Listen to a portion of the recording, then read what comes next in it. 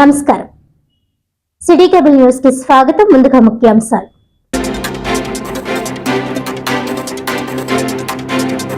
ఇక నుంచి డీలర్ల ద్వారానే రేషన్ సరుకులు పంపిణీ. రేషన్ డీలర్లు లబ్ధిదారులకు సక్రమంగా సరుకులు అందజేయాలన్న అర్బన్ తహసీల్దార్ వజ్రపు జితేంద్ర.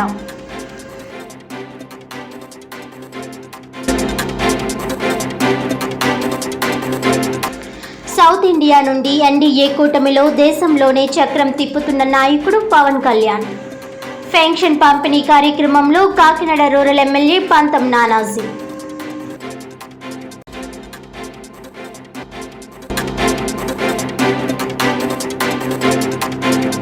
క్రికెట్ ప్రేక్షకులకు ఐపీఎల్ మ్యాచ్ల వీక్షణ కోసం కాకినాడ డిస్ట్రిక్ట్ స్పోర్ట్స్ అథారిటీ గ్రౌండ్లో ప్రత్యేక స్క్రీన్ల ఏర్పాటు.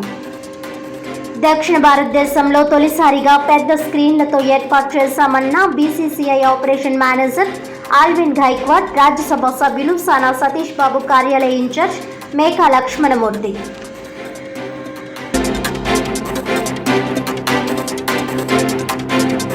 ఇక డీటెయిల్స్ చూస్తే, రేషన్ డీలర్లందరూ ఇక నుంచి లబ్ధిదారులకు సక్రమంగా సరుకులు అందజేయాలని కాకినాడ అర్బన్ తహసీల్దార్ వజ్రపు జితేంద్ర ఆదేశించారు.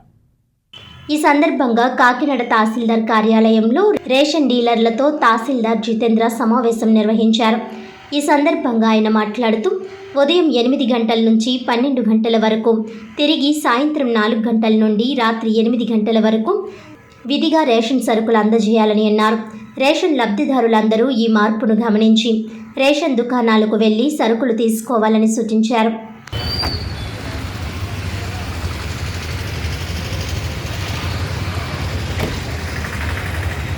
నమస్కారం అండి.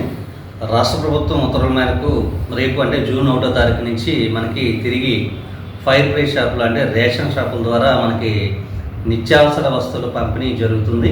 దీని కూడా కాకినాడ పట్టణ ప్రజలందరూ కూడా గమనించవలసిందిగా కోరుతున్నాం. మనకి నిత్యావసర వస్తువులు ఉదయం 8 గంటల నుంచి 12 గంటల వరకు, అట్లాగే 4 గంటల నుంచి 8 గంటల వరకు షాపులు తెరవబడి ఉంటాయి. దీంతోపాటు మనకి ఎవరైతే వికలాంగులు అట్లాగే సీనియర్ సిటిజన్స్కి డోర్ డెలివరీ అనేది ఉంది. అది మధ్యాహ్నం 12 గంటల నుంచి 4 గంటల లోపు మనకి ఫస్ట్ 3 రోజుల నుంచి 5 రోజుల్లో మనం కంప్లీట్ చేసుకోవాలి. దాని గురించి మనకి డీలర్స్కి ఏదైతే మనకి ఇన్స్ట్రక్షన్స్ ఇచ్చారో జాయింట్ కలెక్టర్ గారు ఇచ్చిన ఇన్స్ట్రక్షన్స్ని ఈరోజు మీటింగ్ పెట్టి చెప్పడం జరిగింది. దీంతోపాటు మనకి రేషన్ షాపుల దగ్గర క్యూఆర్ కోడ్ తోటి ఫ్లెక్సీలు ఉంటాయి.